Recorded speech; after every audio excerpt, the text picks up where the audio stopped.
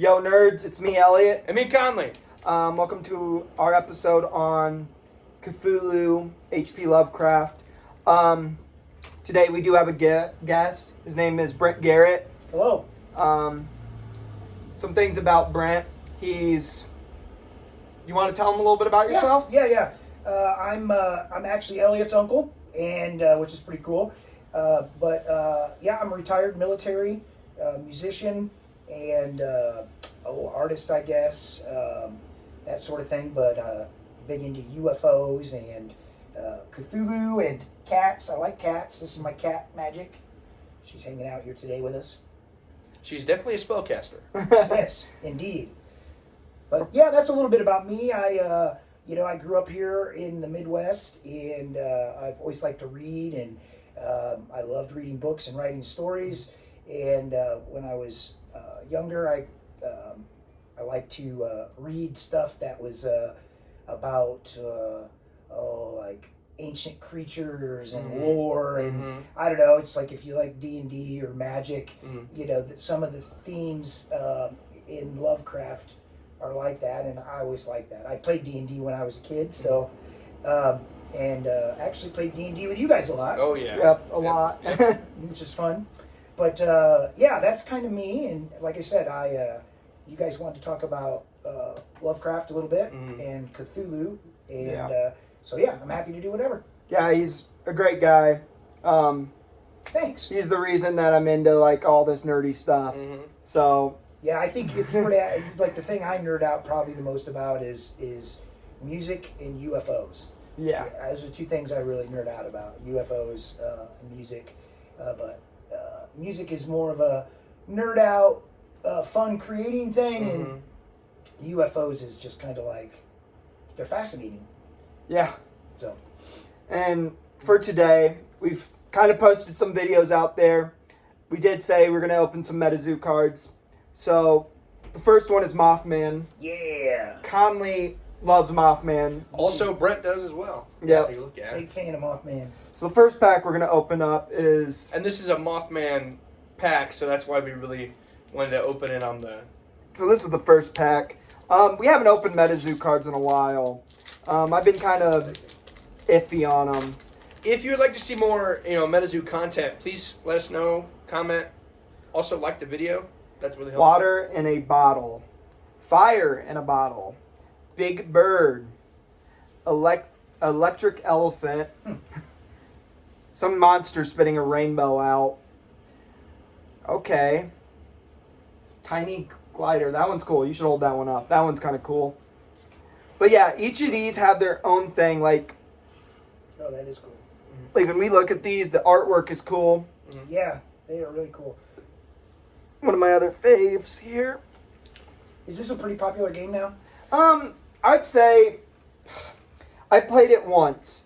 I would say it's popular because it's different from like Magic the Gathering and Pokemon in the sense that like certain cards affect where you're at. So like Bigfoot. If I'm wearing, there's a Bigfoot wearing an astronaut suit. So if I'm wearing a astronaut shirt or anything to do with space or Space. NASA, we get like 10 more damage or 10 more. Oh, so the life. actual stuff in the real world affects the gameplay of the cards. Yeah. like I That's think there's cool. one like the bunny, the pink bunny, and the what is it?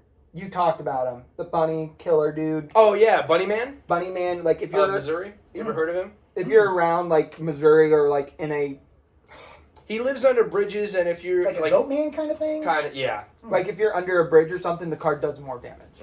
Yeah. So like it's Or if you live near a bridge, you get like 20 more hit points or something like that. Nice.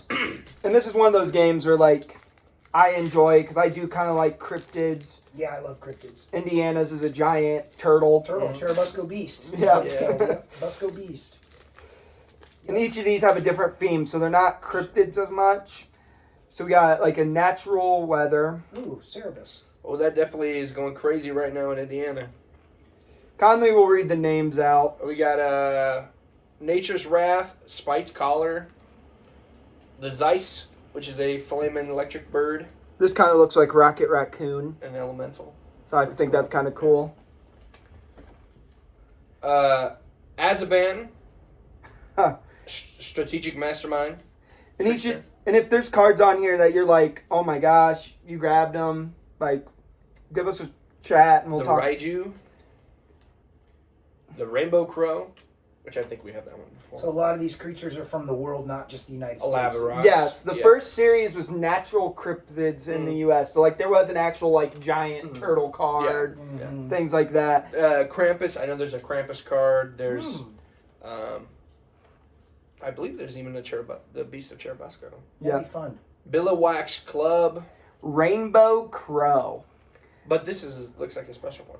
Rainbow Crow. It has, like, a shininess to it. I'll have to look that up later. But, man, that's cool. Sneaky Sneaky is a strategy card. Kind of looks like Krang. Yeah, it does. Ooh, that's very Lovecrafty in that tentacle beast, sneaky. You wanna show 'em to them? Yeah. And then, these are cool. You want to show this one? Yeah, I can. It's kind of Lovecrafty. Yeah, these are cool. We got a ton of magic stuff, but Have either of you guys seen The Thing by John Carpenter? Yes. Okay, Oh, that's it's so so awesome. Lovecrafty. Did you hear that they're coming up with another movie I've seen. with the original cast? No, I did not know that. Yeah. I saw The Thing prequel, Mm-hmm. which was really good. Mm-hmm. And of did course, we watch the thing? Yes, we did. Is that the one where they? It's the one where the alien comes down. Yep. it's basically about a UFO they find crashed, and Mhm. the creature awakens and starts imitating them all and killing them. Which there's so many. There's so many things of like, oh, I think that's not the actual ending. That I think that the main character was the alien all along. Yeah. That there were like 4 of them, or Well, the John Carpenter, the director of that, was a big fan of Lovecraft. yeah. So a lot of people, Stephen King, Mm-hmm. big fan of Lovecraft. Actually, on this book, right, it's up there, called Stephen King on Writing, and he talks about his journey as a writer, and King mentions many times how influential Lovecraft was on his writing. When Lovecraft started writing, it was a different time. Wrote primarily through the time prior to World War II, 30s, 40s. He's got tons and tons of works. And some of it's missing. Like some of the stuff I've learned about him, like me reading wise, they actually talk about how like he started writing really young. Like his dad, I think, went to a mental asylum. And maybe it was maybe his mother or something. His mom definitely did. I know that much. I just don't know, think it was his mother. I think it was his dad, maybe. But I'm not I think sure. they both did. I think he struggled a lot because he didn't do. He was like in that era. World War One was just ending, I think, right? And then World War II happened, but he was kind of I guess what you would say, he died young. I think he was in his early 40s when he died.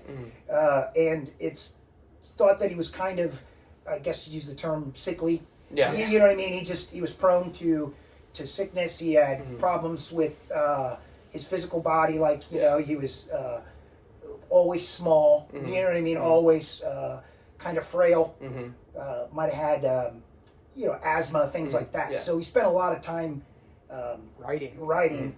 But he definitely, in my opinion, there's so much stuff, especially in modern science fiction and horror movies or things like D&D. Those things, all those things were hugely influenced by Lovecraft's writing. Yeah.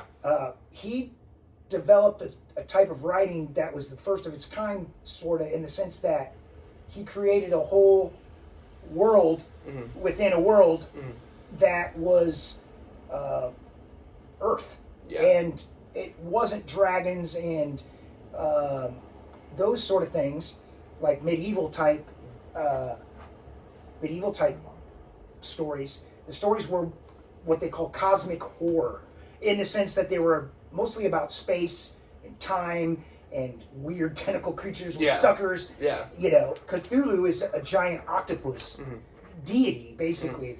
And was he called Cthulhu? I thought he went He's back. called Cthulhu, yeah. But there's many other... So Lovecraft wrote a complete mythos, meaning like pantheon of gods and creatures and stories about all them. Another author that did that too, of course, was J.R. Tolkien with Lord of the Rings. Yeah. Created, he was a linguist, and he basically wrote the language of the elves in Middle Earth and so forth. But Lovecraft put layers and layers on top of his stories, and they ended up tying together from story to story. So originally, The Call of Cthulhu, which was the first time Cthulhu made an appearance, was a short story, and thereafter he became such a symbol of cosmic terror that, as you know, nowadays, you know, people sort of joke about Cthulhu, you know, being worse than anything. You know, if Cthulhu shows up, it's a bad day. Oh yeah. And I think of like, and I know this is a weird comparison. Like he talks about how like all these people come up with ideas. I think of like Hellboy in like the beginning where he's in the snow and they're like the Nazis are opening up a portal and he comes out. Like that's where my brain goes to. And you know that massive tentacle creature at the end of Hellboy? That's so Lovecraftian. Everything is about like, so Lovecraft really used the water as a way to create an alien species here on Earth, so to speak. Yeah. The water hides so much stuff. You get what I mean? We've explored more of space than we have our own oceans. Correct. Yeah. And with that, you think about it, it's absolutely terrifying to think that a creature could possibly as be big as Cthulhu could be laying in the bottom of the South Pacific waiting to be risen up again to basically destroy the world. Yeah. And reading some of his works, like I've been reading a lot of his works. I did an audio read. Yeah. So like if you go to audio, I do too. You could find like all these stories. He really published some of his stuff on like magazines and stuff because that's like at the time that was the only way they could get published. So a lot of those stories came out in chunks. So like you'd get, I think, At the Mountains of Madness, which is one of my favorites, and very much like The Thing because it's set in Antarctica. But I believe that was put out in 3 or 4 pieces.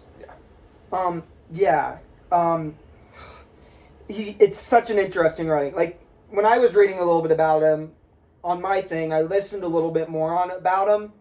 He's a great artist because like when he wrote about things that people didn't know about. Like he talked about a color that like people were like, I've never seen this many colors, and he wrote about that. When New Science was coming out, he was like, I'm kind of against that, and he would write about it. But well, no, it's interesting because you're right. Color Out of Space is a very good story of his, and it centers around a meteor that crashes to Earth, and it ends up creating this visual effect on the environment around it. There's a movie out called The Color Out of Space with Nicolas Cage in it. Okay. I encourage you to watch it, but I should mention, especially if you have younger viewers that watch this stuff, Cthulhu is very scary, and so in that movie, Color Out of Space is pretty intense, but it captures Lovecraft's story very well. Nicolas Cage is great in it. Fantastic movie, but it's unsettling. yeah, and that's what Lovecraft was trying to do, was to make you think about something that literally would make you lose your mind. Yeah. If you saw it, trying to comprehend it. Yeah. and he was losing his mind a little bit too. I think to some degree, probably, yeah. I mean, he struggled with a lot of things, and you know, like Depression, I know, was a problem for him, and you know, I know that he was always just sort of kind of odd, you know. Yeah. And with the times, he was definitely like for him at his times, he was considered not a racist, but now he is. Sure, but that's a difference. You know, that's different. Different again. Yeah. He gets accused sometimes of being racist as well because he talks about the Innsmouth look of the people from Innsmouth, Massachusetts, which is a fictional town, and they're or is it? No, they're deep ones, as you know. Yeah. And so deep ones are basically fish-human hybrids. And you'll learn a little bit of those, like the fish people from Dagon. Dagon, yep. That one, but yeah, the only reason I brought that up is because, like, if you do decide to read his stories, like, that's a warning. Like, you are gonna. Yeah, he's not racist in this. He uses racist terms that at the time were not offensive or were used very commonly. Yeah. As we all know, words. There's plenty of things that don't get said anymore that were used to be in our everyday language. Lovecraft was just a victim of the time and used the vernacular of the time. Yeah. Some of it was racist. But his writing does change over the years. Well, yeah, and I don't think he was specifically a targeting. racist. Yeah. And that's not what I'm saying. I'm just saying, like, when you read it, just be warned. Like, that's some things you're going to hear. There's language, and honestly, the stories, when you comprehend what he's writing about, they're traumatizing a little bit in the sense that they talk about, they don't have a lot of happy endings. Yeah. And that's the other thing about Lovecraft's stuff. It was very real for something that was extremely fantastical. The human people inside the story reacted very humanly. Yeah. And they weren't always happy endings. Yeah. Like, for Dagon's about a sailor that's, like, writing basically his last life because he's being haunted by this creature. His, like, willing testament? Yeah, basically. And then, like, The Sleeping Wall. You know, I don't know that one. The Sleeping Wall, that one was an interesting one. Like, Dagon scared me a little bit. I was listening to it. There's a movie of that, by the way. I was listening to it at Pokagon, and the ending, it's like, the hand comes through, and I'm like, oh, man, I don't think I could handle that. But The Wall, it talks about this work, because HP Lovecraft, when he wrote this, he was dreaming. He dreamed about a mythical wall with creatures in it, so he wrote that down. Like, that's the crazy part about him. It's like he wrote a whole series of books called I believe they're called the Dreamwalker series, but he wrote a lot of stories about the dream realm. There's a gosh, I can't think of it now. I'm drawing a blank. I should have made notes. But yes, he definitely took a lot of his story and writing from his dreams. Stephen King did that too. Probably took that from Lovecraft. And Lovecraft actually was known for helping some people with writing. Oh, yeah, absolutely. He kept a great correspondence with a lot of other writers. A writer named August Derleth. He wrote a book called On the Trail of Cthulhu. Right here, August Derleth. And it follows a story. It's got 5 stories that it's a very good book. And I don't want to spoil it for anybody, but it's great. They go to El Hazarad's tomb. Oh, yeah. So, pretty cool. But yeah. Derleth was a contemporary of Lovecraft's and kind of his peer and understudy. August Derleth wrote many books, but he co-wrote and continued to work on Lovecraft's writing catalog after he died. Yes. And I think he died actually writing a story. Like, I'm sure he did, because he was constantly writing. Like, they talk about it with the audiobook. They talk about how, like, when he died, he was writing something, and it never got finished. Like, they just were like, we don't know how to finish this. Yeah.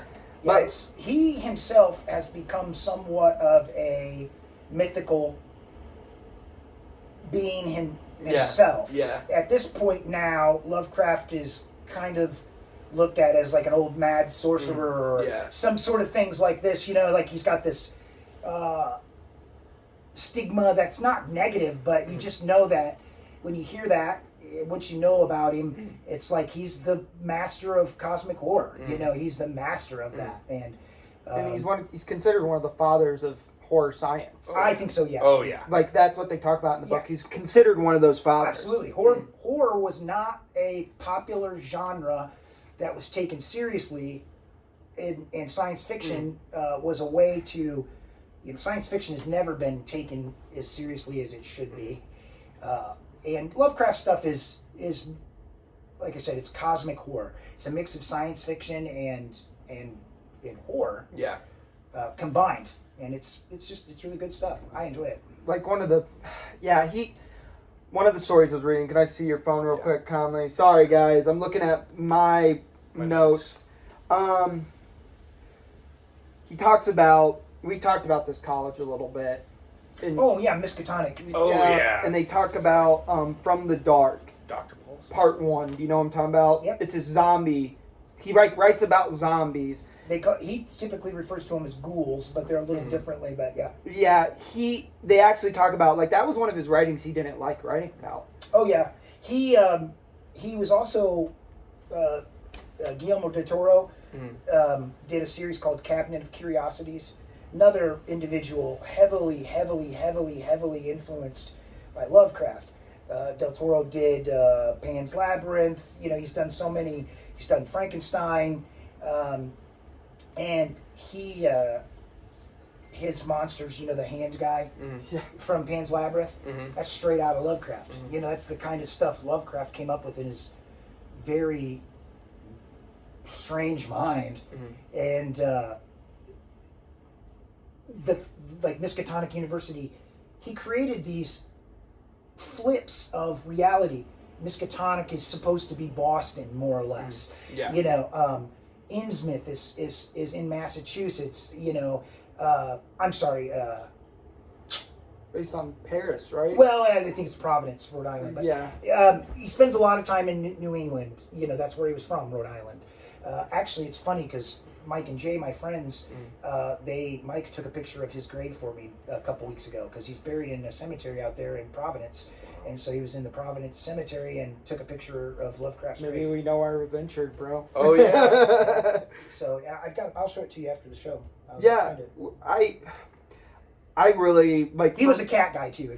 We should talk about that too. We definitely should talk about cats because he does actually write about cats in his stories. Like I think there's a story in there where like The Dream Quest of Cadith, I think is what it's called, and in that specific story, there is the cats are their own race of people, and they have language and they talk and they come to this Dreamwalker's aid, you know, and it's heavily centered around cats. And when I hear Dreamwalker, I think of like Well, the first thing I think of is Nightmare on Elm Street, and I think of the Dream Warriors and how they could go through. That's what it is. You know, Lovecraft says that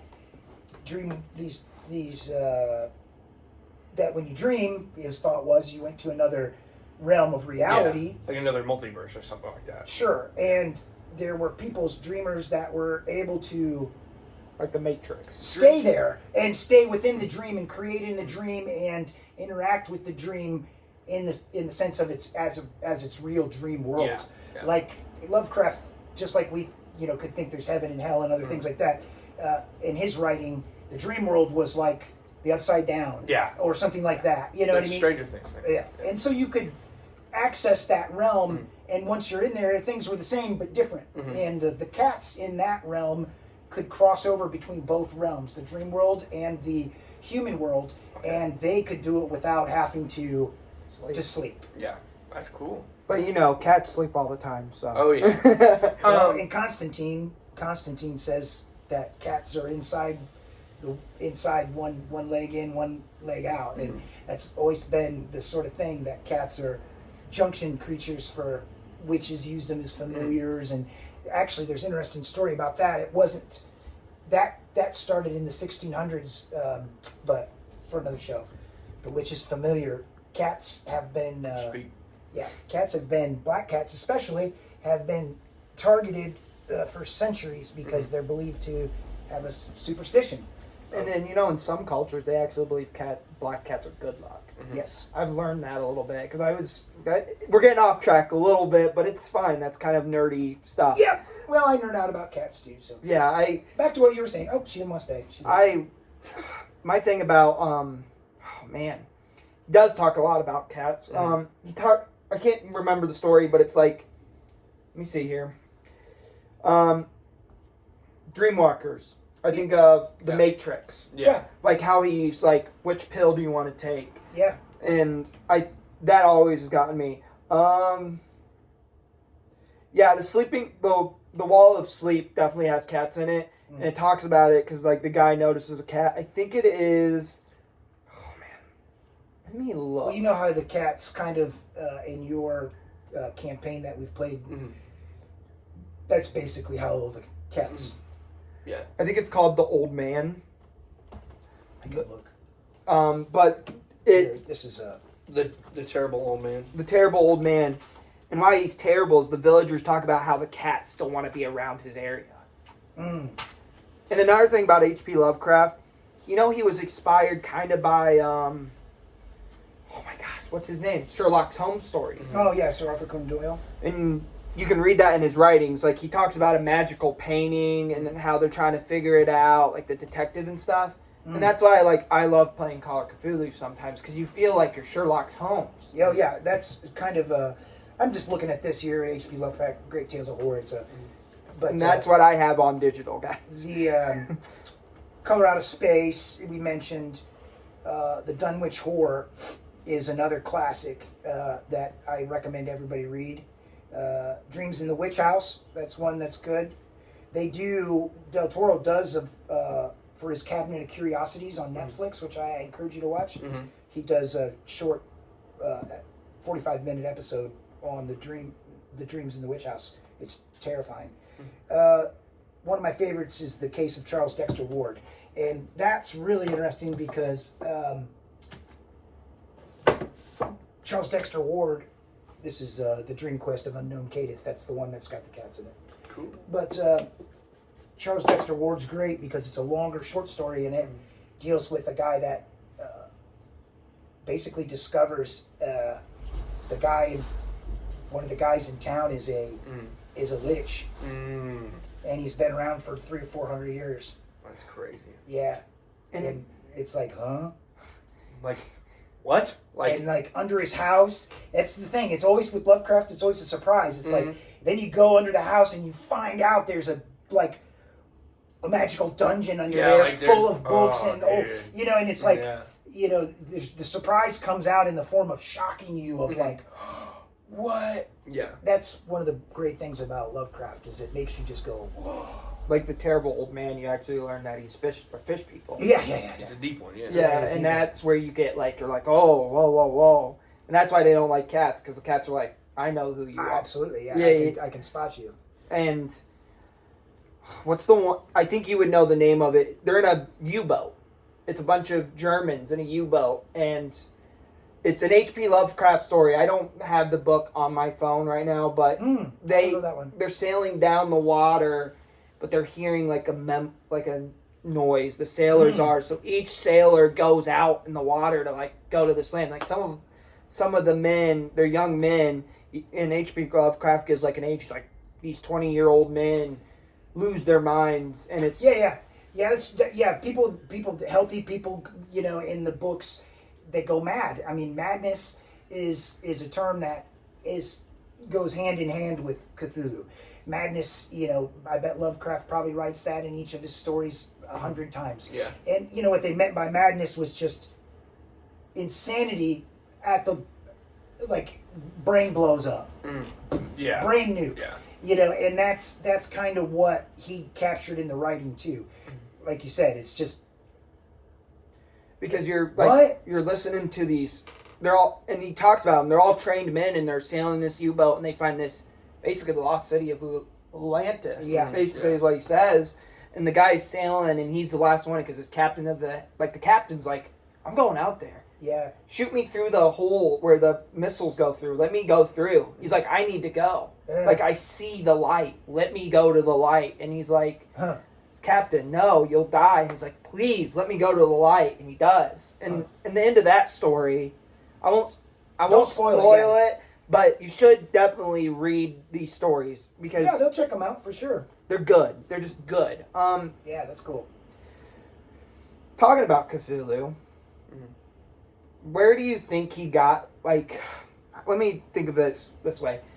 Thinking about Cthulhu, what creatures would you say are worse than Cthulhu? Do you think there's a worse creature? Do you think that there's a creature that could defeat Cthulhu? Things like that. Yeah.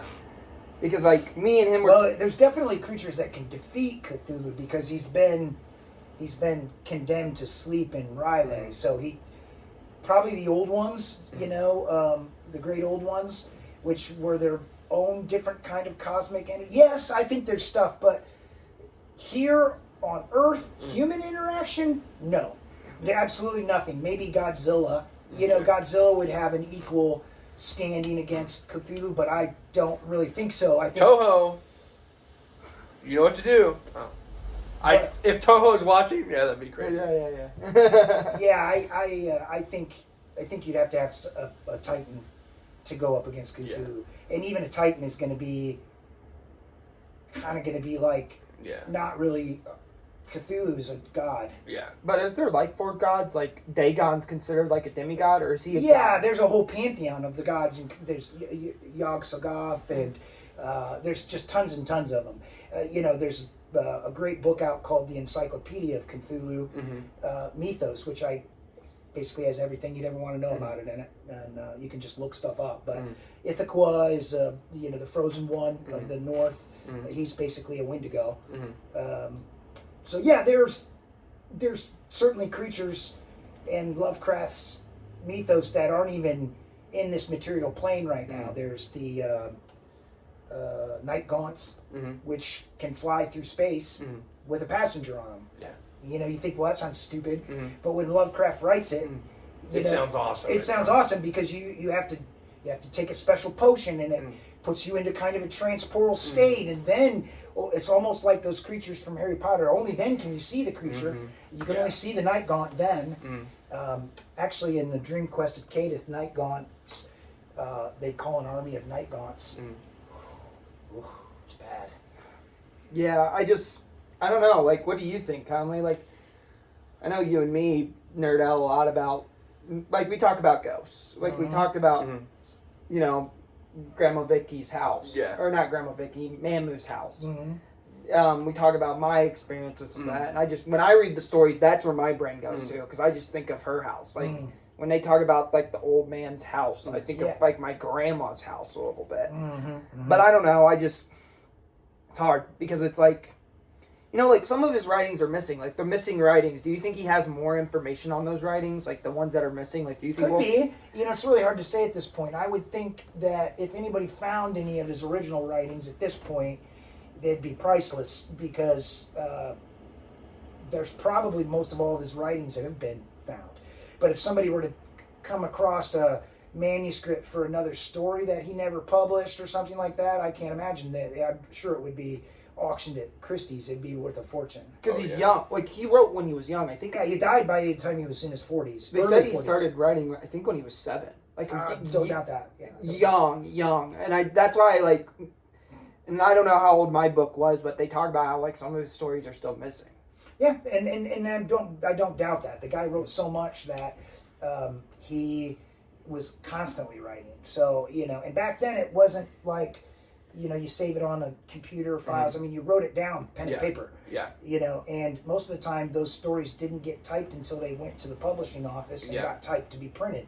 They were handwritten manuscripts. And there was Stephen King still does, well, he probably doesn't now, but at one point when he wrote that book, he was talking about how he still did some written manuscripts, just because I love to write, but I can't imagine writing. Yeah. I can write much better than I can. Yeah. I guess that's different for you and me, because with me, I have to feel it. I can't type it. But, one thing I think about, like, we talk about all these games and movies that take inspiration from HP Lovecraft, but there's this game called Iron Lung, and... Is it a game or a movie? It's both. Markiplier is a he YouTuber, just made this movie. I'm familiar with it. It is just... The monster just reminds me of Cthulhu. I'm sure just it does. Very... Don't spoil it for me, because I want to go see it. Very, very good. Yeah, I very heard good. Iron Lung was good. Yeah. you'll definitely have to give us some feedback later off the video about how you feel about it. But, also... Oh, sorry. Go ahead. You go ahead. Also, I have a question for you. If you could tell me your Mount Rushmore of horror artists or writers. Writers? Yeah. Well, Lovecraft for sure. Mm-hmm. Stephen King. John Carpenter. Oh, yeah. Del Toro, I've written his stuff too. Guillermo del Toro is amazing. I don't know. Is there 4 on Rushmore or 5? I don't remember. I'm pretty sure there's 4. No, it's It's 5. Washington, Roosevelt, Lincoln, You're the history guy. and Jefferson. Yeah. Brent's more of the And history Teddy guy. Roosevelt's on there, isn't he? Yes, I think he's on the side. I think there's like 5 of them. He's in the back, you know. I know. Yes, but those would be my tops. I've not read a lot of other horror from other people. Short stories I like to read a lot. Mm-hmm. There's a lot of really great short stories out there. And there's a great book called The Book of Cthulhu by Ross Lockhart. And that's just a collection of stories written about Cthulhu, but not by Lovecraft. It's using his mythos and his stuff. So That's cool. Yeah. modern writing too. So That's cool. And so I guess we could talk a little bit more about the Cats. I know we want to talk about it. You want to talk about the Cats movie? Oh no, it's just. I was just doing, okay. if HP Lovecraft was still here, Mhm. do you think that he would have seen the Cats musical? probably. Probably. I don't like cats, so I'm deathly allergic to them. I'm kidding. I Just gets visually attacked by a cat. Would be kind of well, funny. guess we'll kind of start getting it to the end, but Yeah. let me think of the last thing I could think of. We talked a lot about. We haven't talked a lot about Cthulhu, but like, why do people think H.P. Lovecraft? They think of Cthulhu. Why don't they think of like all the other deities? Is it because Cthulhu was like the main? Yeah, he's the main one. Cthulhu is essentially the first, Yeah. because even though Lovecraft referred to other things, the mythos was kind of built over time.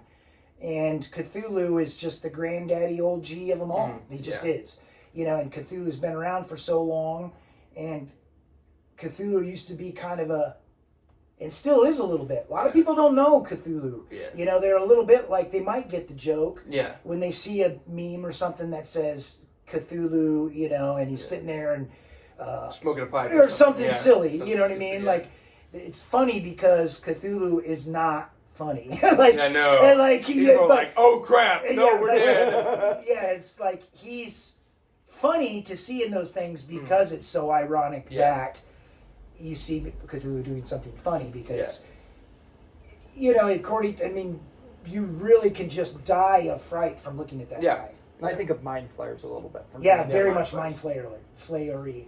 Yeah, and Davy Jones from Pirates of the Caribbean used to be terrified of that movie. That's very Cthulhu, you know. Dreamcatcher. Cthulhu's basically the head of an octopus with the body of a man and wings, short wings, you know, and he's huge.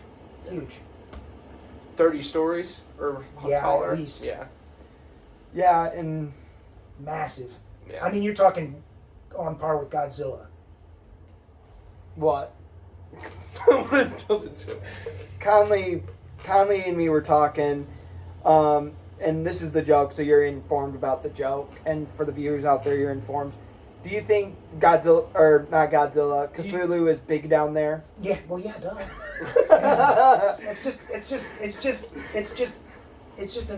a scale, man. You know? But yeah, H.P. Lovecraft is an interesting writer. When I think of him, I thought of Cthulhu, but I didn't know he had all these other stories. Yeah. I thought he only wrote like Cthulhu and maybe a couple other ones, but since I've been reading about it, like I'll go to the gym, instead of listening to music, I'll go and listen to his stories, because I'm just like, Yeah, they're great stories. I'd rather get my mind in a different world. Yeah, and that's one of the things about his writing. It's definitely out of this world, but still in it, you know. And it's what makes it so great is that if what Lovecraft writes about is the case, then right now in the South Pacific, at latitude, longitude, you can look up, by the way, and there's the city of Riley, and Cthulhu's asleep there right now. Is it in Point Nemo? It's South Pacific down. It's like, you can look it up. Just look up Cthulhu longitude, and it'll tell you what it is. Because if no one knows what Point Nemo is, that's like supposedly the center of our Earth a little bit. Okay. Yeah. Oh, yeah. Yeah, and that's where they believe our satellite will fall. Garden of Eden? No. Read a triangle. In the story Call of Cthulhu, he quotes the location that they're at when they mate on the ship. And if you look here, where was it? Bloop. Oh yes, and then Bloop, and then next to Riley. Yep. Looks like it is. Oh, I didn't look up the longitude. I'll tell you, I'm looking here. The games. So there's some video games. There are some games, yeah. Brent's definitely played those. Longitude. Did you enjoy those video games? Yeah, I liked them. They were pretty good. I thought I would like to see open world Call of Cthulhu themed game. Ooh. Like Baldur's Gate or something like that, set in a Lovecraftian realm. That'd be fun. Baldur's Gate was fun. Yeah. So, I do have the longitude and latitude of Cthulhu. yeah. It is south latitude. I can't read. Latitude. Latitude 47 degrees 9. West longitude 126 degrees 43. It's in the middle of the ocean, isn't it? Does it Oh yeah, right next to Bloop and Riley. Let me see if we have a map for it. Yeah. And I'll put a map image down. Do you know what the bloop is? No, I do not. Huh. Look that up. That's a totally different thing. Right there. That's a different story for a different time. The bloop is a sound that we picked up on acoustic sounds, underwater sounds, and it's It was like, boom. yeah, and it traveled like it's weird. They're trying to figure it out. They think it was maybe whales, but people are like, "There's no way." No, it's weird. But They were saying it was Cthulhu. Cthulhu's just shredding on a guitar. Could be. Because Riley's right there too. And all that started because of that story. You Yeah. see what I'm saying? That's how, to the people that are in the know about it and like it, that it's just like anything else. Yeah. It's taking on a life of its own now. Yeah. And I guess so. Yeah. So the video games. Mm-hmm. Where did they take place? Because I never played them. They took place in fictional New England, so it was just like Miskatonic and those same places in the stories. Did Cthulhu show up? No, not in the game. Pardon me. No. Okay. See, I'm a scaredy cat. I can't play scary games. Conley here, though, I love it. will play scary games. Crumpets and tea. Cthulhu just sipping on it. What do you do? Pinky. I guess. Anything else you would like to ask our guest, Conley? That's a good episode, guys. Yeah, I think it was so. good. I don't have anything else. I mean, Okay. kind of asked you about. So, is there anything you would like to share? I know you have a couple Yeah, of shout channels. outs you'd like to. Sure. I have a radio show on Thursday nights. It's on z103.com. You can check that out at 9 p.m. every Thursday. Just type in z103.com on your phone. It'll pull up the Z103 app. There's music on there. Show runs from 9 to midnight. You can check out my bands, Doom Wizard and Red Queen Project, if you want, both on Spotify. And we have a YouTube page, Phobos Productions on YouTube. There's some short films, which actually you guys did we did some voice work in one of those. So you can check those out too on the page. There's a documentary about haunted houses. There's there's some good stuff on there. Yeah. That's It's Phobos pretty good Productions stuff, at YouTube, and I appreciate you guys having me. It's fun. Awesome, man. Yeah, thank you. Thank you. Yeah. Nerds, it was nice talking to you guys about the channel. We plan on uploading more often now since I'm out of college. Since we're both, here. Yep, so we're going to plan on posting more. I think our next episode, what did we say it was going to be on? I think we're going to go haunted house or something like that. Haunted houses is Ooh, maybe the plan. Definitely watch that Haunted Houses documentary on Phobos Productions then. Mm-hmm, mm-hmm. And then we might have a guest on to talk a little bit about Star Wars next episode. So make sure you like and subscribe and comment what you want us to do, like what you want us to talk about next. Or if we got something wrong, tell us, text us or whatever. Because we love understanding We these love hearing about it. We want to know what more we could show you guys. Stay nerdy. Yep. Peace out.